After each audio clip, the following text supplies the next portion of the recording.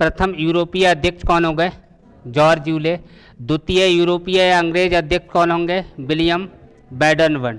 और ये William Baden कौन है जिसने एओ हयूम की जीवनी लिखी है? शिमला का संत किसे कहा जाता है? एओ हयूम को।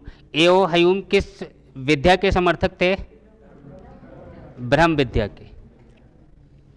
ठीक, अब देखो, अभी मैंने आपको बताया कांग्रेस के प्रथम अध्यक्ष WC बनर्जी, प्रथम ईसाई दादा भाई नौरोजी, प्रथम मुस्लिम बदरुद्दीन तैयब जी, प्रथम अंग्रेज या यूरोपीय अध्यक्ष जॉर्ज यूले, दूसरा अंग्रेज अध्यक्ष विलियम बैडन।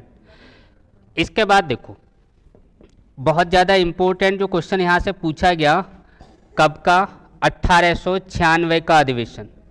1896 का अधिवेशन ये कहाँ हुआ है? 1896 का अधिवेशन कहाँ हुआ है? कलकत्ता। कहाँ हुआ है? कलकत्ता। इसकी अध्यक्षता किसने की है? कलकत्ता। इसकी अध्यक्षता किसने की है? कलकत्ता अधिवेशन की अध्यक्षता, कलकत्ता अधिवेशन की अध्यक्षता जो 1896 में हुआ है, अध्यक्षता करने वाला कौन है? रहीमतुल्ला सयानी। रहीमतुल्ला सयानी। अब देखो, ये जरूरी क्यों है? इसमें एक महत्वपूर्ण काम हुआ है कि पहली बार कांग्रेस के मंच से किसका गायन हुआ? वंदे मातरम। वंदे मातरम सर्वप्रथम कहाँ के अधिवेशन में गाया गया? कलकत्ता के अधिवेशन में। जिस अधिवेशन में गाया गया उसकी अध्यक्षता कौन कर रहा है? रहीमतुल्ला सयानी। दूसरी बात लिख दे रहा हूं इस बात को, वंदे मातरम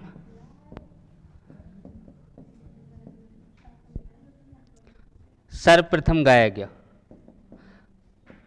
वंदे मातरम सर्वप्रथम गाया गया कौन से अधिवेशन में? कलकत्ता अधिवेशन में, जिसकी अध्यक्षता किसने की है? ये वंदे मातरम जानते होगे, सुजलाम सुफलाम मलय शीतलाम मातरम वंदे मातरम। अच्छा, ये वंदे मातरम और एक हमारा राष्ट्रीय गीत है जनगण मन अधिनायक, इन दोनों में डिफरेंस क्या है? वो राष्ट्रीय गान है और ये राष्ट्रीय गीत है। ये गीत में और गान में क्या अंतर है? हाँ, ये गाया जाता है और वो भी गाया जाता है, तो ये कोई अंतर थोड़ी हुआ। क्यों भाई?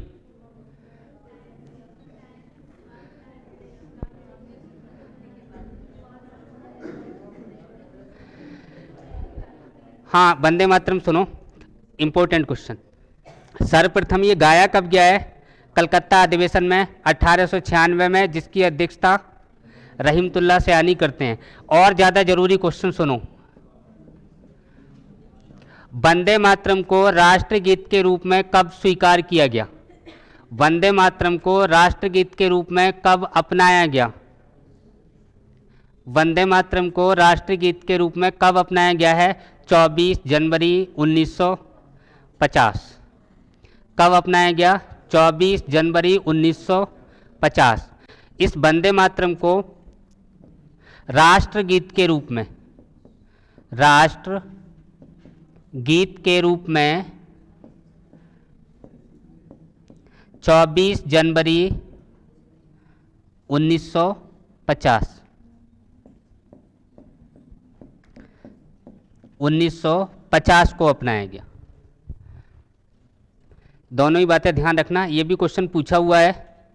कब गाया गया है? कब गाया? 1896 में, कलकत्ता अधिवेशन में, रहीमतुल्ला सयानी की अध्यक्षता में। ठीक, अच्छा और सुनो क्वेश्चन, ये जो वंदे मातरम है ना, इसका भाई साहब लेखक कौन है? अगर मैं लेखक की बात करूं, लेखक क्या नाम है? बंकिम चंद्र चटर्जी। किसने लिखा है? बंकिम चंद्र चटर्जी ने। किससे लिया गया है? ये कौन से ग्रंथ से लिया गया है? आनंद मठ। इस वंदे मातरम को किस ग्रंथ से लिया गया? आनंद मठ। कहां से लिया गया है? आनंद मठ से। बात क्लियर हो गई?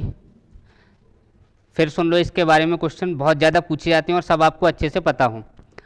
वंदे मातरम को सर्वप्रथम कब गाया गया? 1896 में। अध्यक्षता कौन कर रहा है? रहीमतुल्लाह सयानी। कहाँ गाया गया? कलकत्ता के अंदर। इसका लेखक कौन है? बंकिम चंद्र चटर्जी। इस किस पुस्तक से लिया गया है? आनंद मठ से लिया गया है। इसे राष्ट्रगीत के रूप में कब स्वीकार किया गया है? 24 जनवरी 1950। इतनी सारी बातें याद हो गई? चलो आगे बात कर लें। एक अधिवेशन ध्यान रखना है आपको, 1905। 1905 का कांग्रेस का अधिवेशन कहाँ हुआ है? बनारस में। कहाँ हुआ है? बनारस में। इसकी अध्यक्षता किसने की है? अध्यक्षता करने वाला कौन है? गोपाल कृष्ण गोखले। अध्यक्षता करने वाला कौन है? गोपाल कृष्ण गोखले।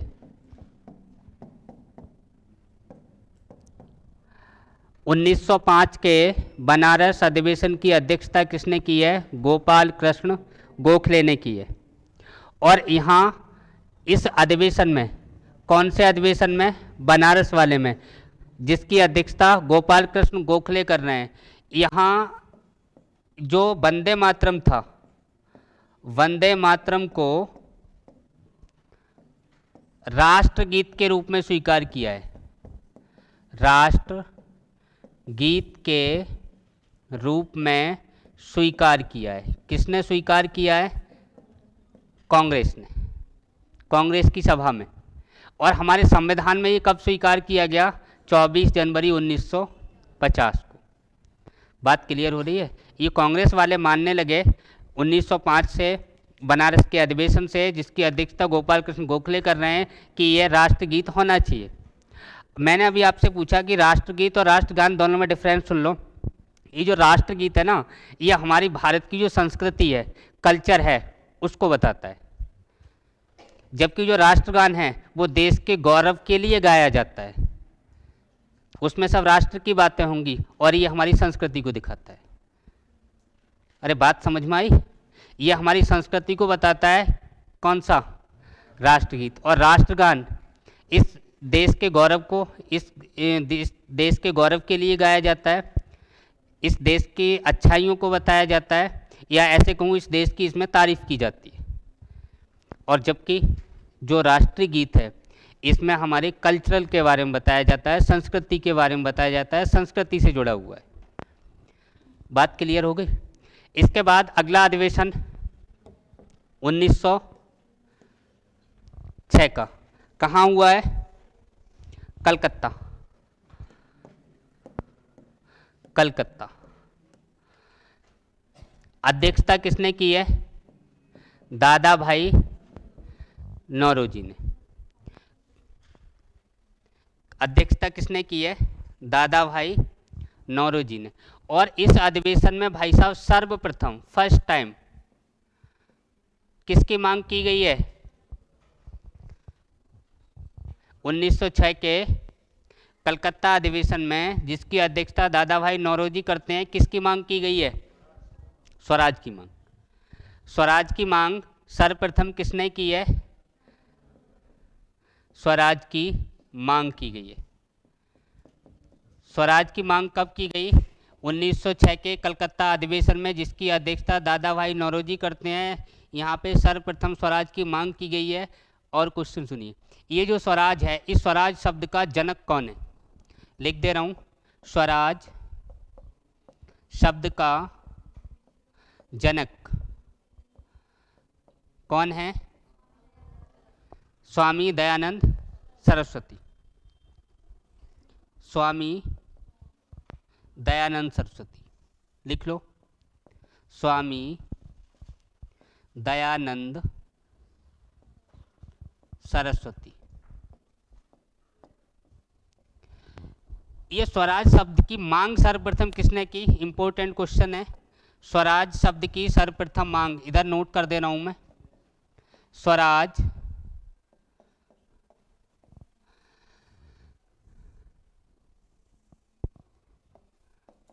स्वराज शब्द की सर्वप्रथम मांग किसने की है? बीजी तिलक ने। और तिलक ने कब की है? 1895 में। 1895 में की है। और किसके माध्यम से की है? स्वराज पत्रिका के माध्यम से की है। यानी पत्रिका में छापा है तो स्वराज की डिमांड करने वाला पहला व्यक्ति सबसे पहले किसने की है? तिलक साहब ने की है। कब की है? 1895 में की है। किसके माध्यम से की है? स्वराज पत्रिका के माध्यम से की है। कांग्रेस ने स्वराज की मांग कब की है? 1906 के कलकत्ता अधिवेशन में, जिसकी अध्यक्षता दादा भाई नौरोजी करते हैं। इनके टाइम किसकी मांग कर ली? अच्छा, क्वेश्चन पूछा जाए ना, स्वशासन की मांग कांग्रेस द्वारा कब की गई है? तो स्वशासन की मांग बनारस अधिवेशन में। स्वशासन की मांग। और स्वराज की मांग अगर पूछी जाए तो आप कहाँ बताओगे? कलकत्ता अधिवेशन 1906।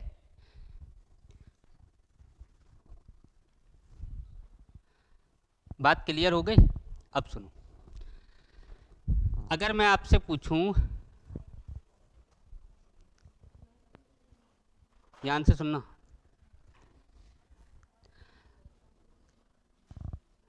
कांग्रेस के सबसे ज्यादा अधिवेशन कहाँ हुए? कांग्रेस के सर्वाधिक अधिवेशन पूछे जाएं, सर्वाधिक अधिवेशन, तो कहाँ बता दोगे? कलकत्ता। कितने हुए? 10। कांग्रेस के सर्वाधिक अधिवेशन कहाँ हुए हैं?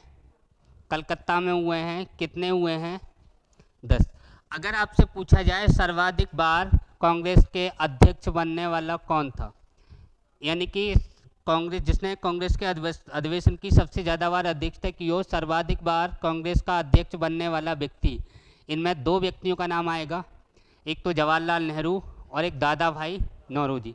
ये दोनों ही लोग ऐसे हैं जो 3-3 बार कांग्रेस के अध्यक्ष नामित होंगे। ध्यान से सुनना मैं क्या बोल रहा हूँ, अभी क्वेश्चन फिर गड़बड़ हो जाएगा। गलती कहाँ होगी? मैं जो बोल रहा हूँ मेरे शब्दों पर ध्यान देना। मैंने कहा सर्वाधिक बार कांग्रेस के अध्यक्ष बनने वाले व्यक्ति, तब आंसर क्या होगा? या तो दादा भाई नौरोजी होगा या फिर जवाहरलाल नेहरू होगा। दोनों ही व्यक्ति 2-2 बार बने हैं। अगर मैं कहूँ कि ऐसा व्यक्ति कौन सा है जिसने कांग्रेस की अध्यक्षता सबसे ज़्यादा की हो, सबसे लंबे समय तक कांग्रेस की अध्यक्षता की हो, हाँ, अबुल कलाम आज़ाद। अबुल कलाम आज़ाद 1940 से लेकर 45 तक 6 साल लगातार कांग्रेस के अध्यक्ष रहते हैं। अंतर क्या है भाई साहब? वहाँ नामित नहीं हुए हैं, वो एक बार नामित हुए हैं, एक बार चुने गए, 6 साल तक रहे। और यहाँ मैं क्या बोल रहा हूँ, सर्वाधिक बार जो नामित हुआ है, सर्वाधिक बार जो अध्यक्ष बना है, वहाँ वो अध्यक्ष तो एक बार बने, 6 साल रहे। अंतर समझ में आया? तो सर्वाधिक लंबे समय तक जो व्यक्ति रहा है, 6 वर्ष रहा, कौन? अबुल कलाम आज़ाद। कब से कब तक? 1940 से 45 तक, 6 साल। 40 से 45 तक, 5 मत समझना, 6 हैं, गिन के देखो, 40 से 45 तक। हाँ, सर्वाधिक बार लिख दे रहा हूं, सर्वाधिक बार कांग्रेस के अध्यक्ष, कांग्रेस के अध्यक्ष कौन रहे? हाँ भाई साहब, या तो JL नेहरू बता दो, या फिर दादा भाई नौरोजी। ये दोनों ही व्यक्ति कितनी बार रहे हैं? 3-3 बार रहे हैं। दोनों ही व्यक्ति कितनी बार रहे हैं? 3-3 बार रहे हैं। सबसे ज़्यादा अधिवेशन कहाँ हुए? कलकत्ता के अंदर हुए। ठीक। सबसे लंबे समय तक कांग्रेस के अध्यक्ष के पद पर रहने वाले, सर्वाधिक समय तक, सर्वाधिक समय तक, या फिर क्वेश्चन फिर सुन लो, सबसे कम उम्र के कांग्रेस के अध्यक्ष कौन बने? हाँ, सबसे कम उम्र के कौन बने हैं? जो सबसे ज़्यादा लंबे समय तक, या सबसे युवा, अगर ऐसे पूछ लिया जाए तब भी आंसर क्या होगा? अबुल कलाम आजाद। ठीक है, सर्वाधिक समय तक, या फिर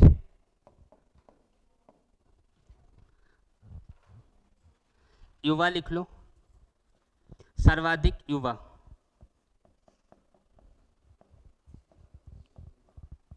अध्यक्ष, या सबसे कम उम्र के। कम उम्र के भी पूछा जाए फिर भी कौन होंगे? अबुल कलाम आजाद। कब से कब तक?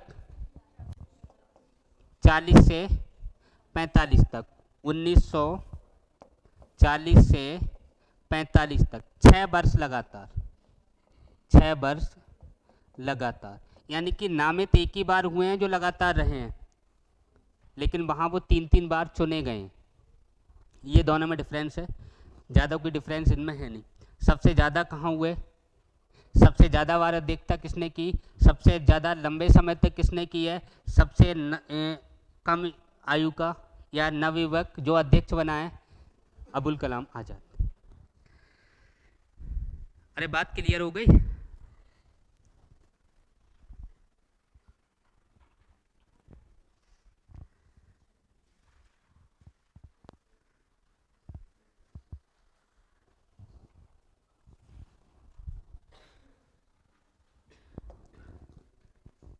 लिख लिया?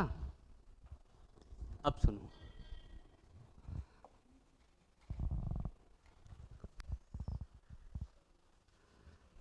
अगली बात सुनो। कांग्रेस की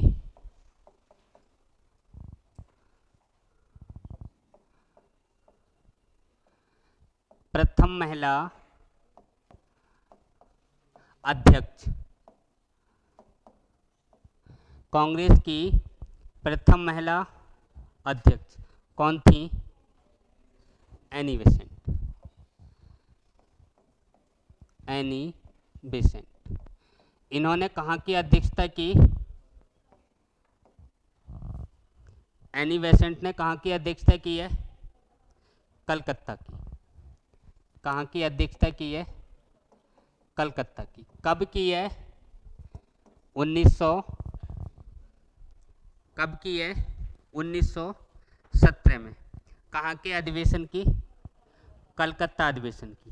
अब ये कांग्रेस की प्रथम महिला अध्यक्ष तो है, लेकिन ये भारतीय नहीं है। ये जो प्रथम महिला अध्यक्ष है, ये महिला कैसी है? विदेशी। कांग्रेस की प्रथम महिला अध्यक्ष श्रीमती एनी बेसेंट। ये जो श्रीमती एनी बेसेंट हैं, ये विदेशी महिला है। अगर आपसे पूछा जाए प्रथम भारतीय महिला कांग्रेस की अध्यक्ष, प्रथम भारतीय महिला कांग्रेस की अध्यक्ष, तब किसका नाम बता दोगे? सरोजनी नायडू। सरोजनी नायडू। कहाँ की हैं ये? चलो, कहाँ बनी है अध्यक्ष? कानपुर। इन्होंने अध्यक्षता कहाँ की है?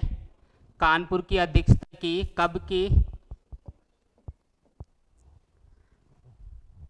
कानपुर की अध्यक्षता कब की है इन्होंने? 1925 में। कब की है? 1925 में। प्रथम भारतीय महिला जो कांग्रेस की अध्यक्ष बनी, सरोजनी नायडू। अध्यक्षता कहाँ की? कानपुर की। कब की?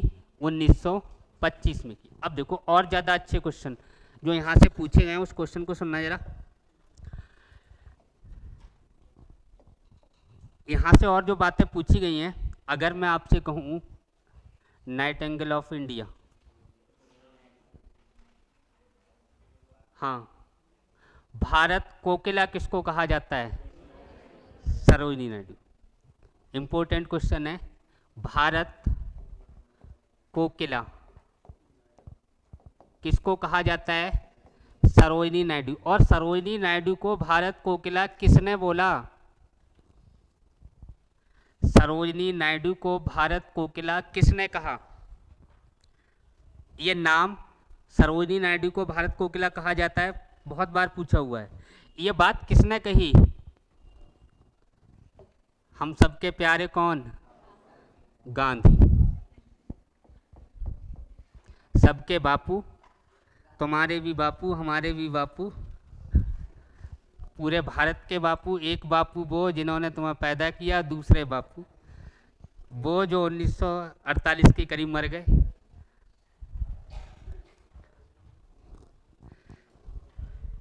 जे राष्ट्रपिता की संज्ञा जिन्हें दी जाती है। चलो अब सुनो, इसी से मिलता जुलता एक क्वेश्चन और है जहां गलतियां होने के चांसेस होते हैं। भारत कोकिला अगर शब्द लिखा हुआ है, आंसर होगा सरोजिनी नायडू।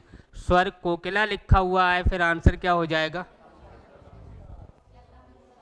लता मंगेशकर। दोनों में अंतर ध्यान रखना है, दोनों कोकिला। ये भारत की कोकिला और वो स्वर कोकिला। स्वर कोकिला, तब आंसर क्या हो जाएगा? लता मंगेशकर। अरे बात क्लियर हो गई? क्वेश्चन गलत ना हो ये ध्यान रखना। भारत कोकिला पूछा जाए, आंसर क्या हो जाएगा? सरोजिनी नायडू। स्वर कोकिला पूछा जाए, आंसर क्या हो जाएगा? कांग्रेस की प्रथम महिला भारतीय अध्यक्ष क्या नाम है? कहाँ की अध्यक्षता की? कानपुर की। कब की? 1925 में की। अगर सिर्फ इतना पूछा जाए कांग्रेस की प्रथम महिला अध्यक्ष, तब आंसर क्या होता है? Annie Besant. कांग्रेस की दूसरी महिला है अध्यक्ष, भारतीय प्रथम महिला है अध्यक्ष। अब देखो भाई साहब, पहली पहली को तो सभी ध्यान रखते हैं, है नहीं? दूसरी भी ध्यान रख लो। क्यों भाई? अरे पहला पहला प्यार सुना है? वो तो मेरा पहला पहला था। रो रहे हैं, क्या करें? कोई बात नहीं, पहला पहला तो सबको ध्यान रखना ही है। तुम्हारी लाइफ में जो पहला पहला होता है वो तो खुद याद ही रह जाएगा, लेकिन यहाँ पे पहला वाला तुम्हें रखना पड़ेगा। चाहे प्रथम अध्यक्ष हो, चाहे प्रथम महिला हो, चाहे प्रथम पुरुष हो। और जब पहली वाली को याद रख रहे हो तो दूसरी के साथ इतनी नाइंसाफ़ी मत करो, दूसरी वाली को भी याद रख लो। तो दूसरी भारतीय महिला अध्यक्ष कौन होगी? क्यों भाई? दूसरी भारतीय महिला कांग्रेस की अध्यक्ष कौन बनी? हाँ, नलिनी सेन गुप्ता। ये कब बनी है? 1933। अध्यक्षता कहाँ की है? 1933 में। और ये अध्यक्षता करेंगी कलकत्ता की। अध्यक्षता कहाँ की करेंगे? कलकत्ता की। तो पहली भारतीय सरोजिनी नायडू, दूसरी महिला कौन सी हो गई? ये दोनों भारत की। और कांग्रेस की प्रथम महिला अध्यक्ष एनी बेसेंट। इतनी बातें याद हो गई। स्वर कोकिला पूछा जाए, लता मंगेशकर। भारत कोकिला पूछा जाए। अच्छा, एक बात और सुनो, एक इम्पोर्टेंट वाला रह गया यार, इसको देखो। 1911 ये अधिवेशन कहाँ हो रहा है? 1911 का कलकत्ता। 1911 का अधिवेशन कहाँ हुआ है? कलकत्ता। ये 1911 का अधिवेशन जो कलकत्ता में हुआ है, इसकी अध्यक्षता कौन कर रहा है? हाँ, अध्यक्षता कौन कर रहा है? हाँ, क्या? हाँ, बिशन नारायण। लिख लो।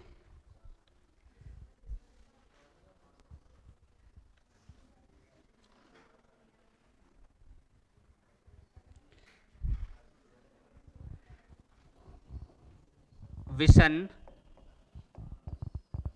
नारायण धर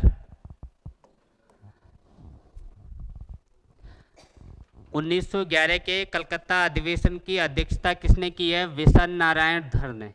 तो भाई साहब अध्यक्षता कर ली तो कौन सा ऐसा काम कर दिया, कौन सा तीर मान लिया, उसकी बात करो ना। जनगण मन। राष्ट्रगान सर्वप्रथम गाया गया। राष्ट्रगान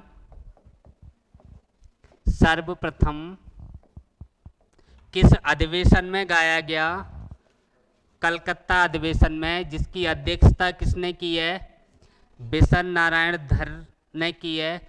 और सर्वप्रथम जो गाया गया है वो कब गाया गया है? 1911 में। जबकि राष्ट्रगीत सर्वप्रथम कब गाया गया? 1896 में कलकत्ता अधिवेशन में, जिसकी अध्यक्षता कौन कर रहे थे? रहीमतुल्ला सयानी कर रहे थे। अगर मैं एक बात करूं, राष्ट्रगीत जो गाया गया, वंदे मातरम जो गाया गया, इस वंदे मातरम का लेखक कौन है? बंकिम चंद्र चटर्जी। कहाँ से लिया है? आनंद मठ से। राष्ट्रीय गीत की बात करूं तो इसके लेखक कौन है? राष्ट्रीय गीत के तो हो गए राष्ट्रगान, इस राष्ट्रगान के जो लेखक कौन है? रविंद्रनाथ।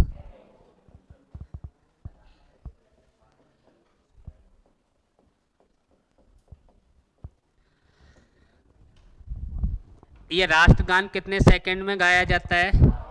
52 सेकंड। अरे इतनी बातें याद हो गई।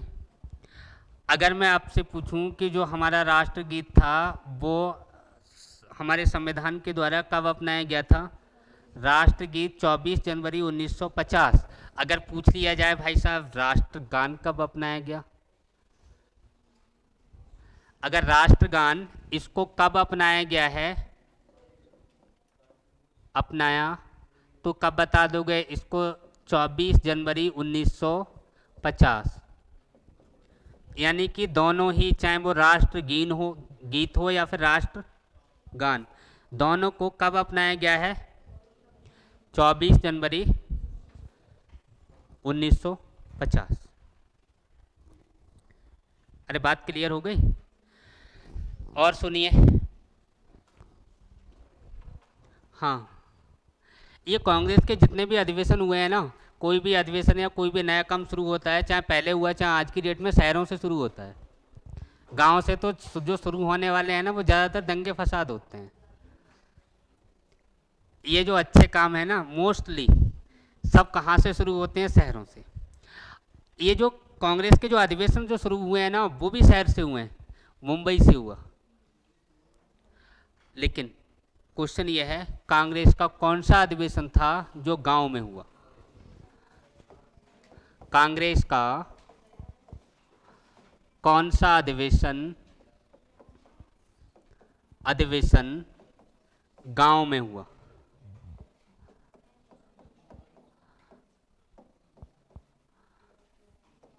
कौन सा वाला? फैजपुर अधिवेशन कब हुआ है? फैजपुर अधिवेशन कब हुआ है? 1937। जिसकी अध्यक्षता कौन कर रहा है? जवाहरलाल नेहरू। ऐसा अधिवेशन जो गांव में हुआ उसकी अध्यक्षता कौन कर रहा है? जवाहरलाल नेहरू। और इम्पोर्टेंट क्वेश्चन कई बार पूछा गया है, गांधी जी ने कहाँ के अधिवेशन की अध्यक्षता की? कहाँ के अधिवेशन की अध्यक्षता की है? कहाँ के अधिवेशन की? बेलगांव। बेलगांव अधिवेशन की अध्यक्षता कब की है? बेलगांव अधिवेशन की अध्यक्षता कब की है भाई साहब? 1924 में। पूछा हुआ क्वेश्चन है, गांधी ने किस अधिवेशन की अध्यक्षता की है? बेलगांव अधिवेशन की है, 1924 में की है। गांव में कौन सा अधिवेशन हुआ? 1937 का फैजपुर अधिवेशन, जिसकी अध्यक्षता जवाहरलाल नेहरू कर रहे हैं। बात क्लियर हो गई? अगला सुनिए। अगर मैं आपसे पूछूं, हाँ, पूर्ण स्वराज की मांग किस अधिवेशन में हुई है? पूर्ण स्वराज की मांग, पूर्ण स्वराज की मांग किस अधिवेशन में हुई है? लाहौर अधिवेशन। ये लाहौर अधिवेशन है, कब हुआ है? अधिवेशन कब हुआ? 1929। इसकी अध्यक्षता कौन कर रहा है? अध्यक्ष कौन है यहाँ पे? जवाहरलाल नेहरू। अब देखो 1929 का जो लाहौर अधिवेशन है, वेरी इंपॉर्टेंट। इसमें सबसे पहला काम क्या हुआ है? पूर्ण स्वराज की मांग की है। इससे पहले जो नेहरू रिपोर्ट थी 1828 में जो पेश हुई है, उसमें भाई साहब के पिताजी ने मांग की है किसकी? अधिराज्य की, डोमिनियन स्टेट की मांग की है कि हमें तुम पूरा नहीं दे रहे तो आधा ही दे दो, कि हमारे ऊपर आप शासन करो लेकिन निचले स्तर पर शासन करने की आज़ादी हमें दे दो, कि जो सीनियर हैं वो आप रहो, हम आपके अंडर में शासन कर लेंगे। ये कौन कह रहे थे? भाई साहब के पिताजी। अब ये भाई साहब कह रहे हैं कि अब हमारा आधे से काम नहीं चलेगा, अब हमें पूरा चाहिए। अब भाई साहब को पूरा चाहिए तो मांग किसकी कर ली? और इनके जो बापू हैं वो किसकी मांग कर रहे हैं कि पूरा नहीं दे रहे तो आधा दे दो। भाई साहब कह रहे हैं कि आधे से मेरा काम तो चलेगा नहीं, मुझे तो पूरा चाहिए। तो पूरे की मांग किसने कर ली? लाहौर अधिवेशन में। और यहाँ पे क्या हुआ? लाहौर अधिवेशन में सर्वप्रथम भाई साहब, हाँ, झंडा फहराया गया। पहली बार झंडा कहाँ फहराया? लाहौर अधिवेशन में 1929 में। किस नदी के किनारे? तो रावी नदी के किनारे, रावी नदी के किनारे फहराया।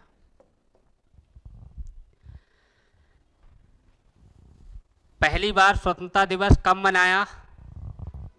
लाहौर अधिवेशन। पहली बार स्वतंत्रता दिवस कब मनाया? लाहौर अधिवेशन में। पहली बार झंडा कब फहराया गया? लाहौर अधिवेशन में। पहली बार पूर्ण स्वराज की मांग कब की गई?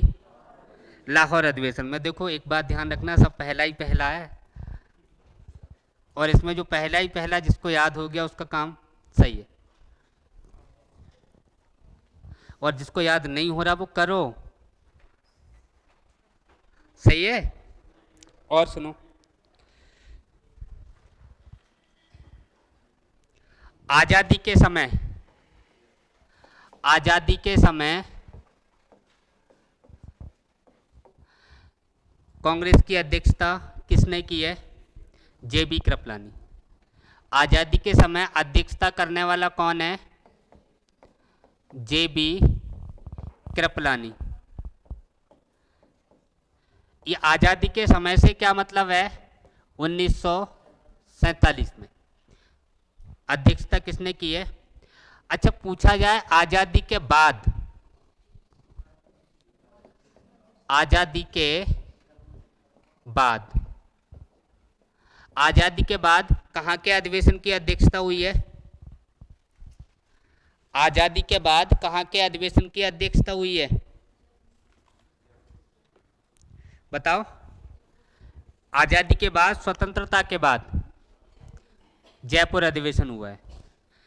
आजादी के बाद या स्वतंत्रता के बाद? स्वतंत्रता के बाद। कौन सा? जयपुर अधिवेशन। जयपुर अधिवेशन कब हो रहा है ये? 1948। अरे 47 में भारत आज़ाद हुआ, 47 में आज़ादी के समय जेबी कृपलानी ने अध्यक्षता कर ली, 48 में किसने कर ली? क्यों भाई? हैं? 48 में किसने कर ली? सीतारमैया, सीतारमैया, हाँ पट्टावी लिख लो, पट्टावी सीतारमैया। जयपुर अधिवेशन हुआ आज़ादी के बाद, पहला अधिवेशन है, 1948 में है। अध्यक्षता कौन कर रहा है? सीतारमैया। एक लास्ट पॉइंट और लिख लो, इंपॉर्टेंट। कांग्रेस के किस अधिवेशन में सर्वप्रथम मूल अधिकारों की मांग की गई? कांग्रेस के किस अधिवेशन में, कांग्रेस के किस अधिवेशन में सर्वप्रथम किसकी मांग की गई? हाँ, मूल अधिकारों की मांग, मूल अधिकारों की मांग। ये 1931 का लाहौर अधिवेशन होगा, लाहौर नहीं कराची है, कौन सा है? कराची। 1931 का कराची अधिवेशन, कराची अधिवेशन। इसकी अध्यक्षता किसने की है? अध्यक्षता किसने की है? हाँ, सरदार वल्लभ भाई पटेल। लिख लो,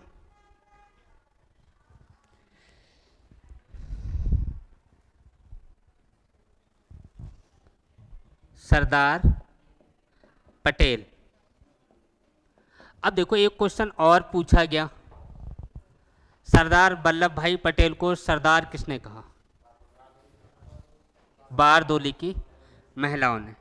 सरदार वल्लभ भाई पटेल को जो सरदार जो टाइटल दिया, वल्लभ भाई पटेल को सरदार का जो टाइटल दिया है वो किसने दिया है? बारदोली की महिलाओं ने।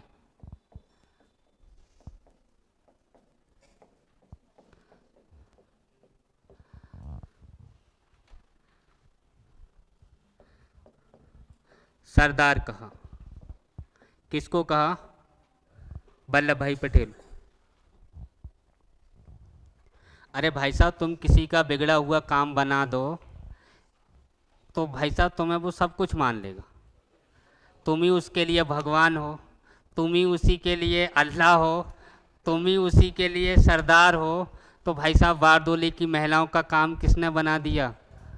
तो इन्होंने कहा तुम ही मेरे सरदार हो। बात क्लियर हो गई? चलो ठीक, कल बात करेंगे।